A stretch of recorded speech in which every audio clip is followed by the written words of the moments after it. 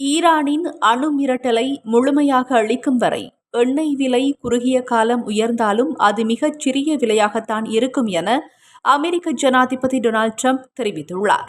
அவர் இதனை தனது ட்ரூத் சமூக வலைதளத்தில் கூறியுள்ளார். அந்த பதிவில், அதிகரித்த எண்ணெய் விலை விரைவாக குறையும், அமெரிக்காவிற்கும் உலகிற்கும் பாதுகாப்பு மற்றும் அமைதிக்கும் செலுத்த வேண்டிய மிகச்சிறிய விலையாகும், முட்டாள்கள் மட்டுமே வித்தியாசமாக சிந்திப்பார்கள் என்று பதிவிட்டுள்ளார். மத்திய கிழக்கின் போர் பதற்றத்தின் மத்தியில் எண்ணெய் விலை நாளுக்கு நாள் மாறி வரும் நிலையில் ட்ரம்பின் இந்த பதிவும் வெளியாகியுள்ளது.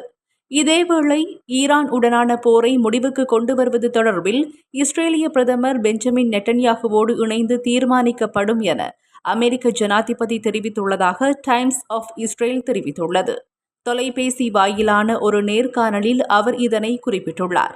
அத்துடன் ஈரானின் புதிய அதி உயர் தலைவராக மொஜ்தபா கமேனி நியமிக்கப்பட்டது தொடர்பில் ட்ரம்ப் கருத்து தெரிவிக்க மறுத்துள்ளதாக செய்தியில் கூறப்பட்டுள்ளது.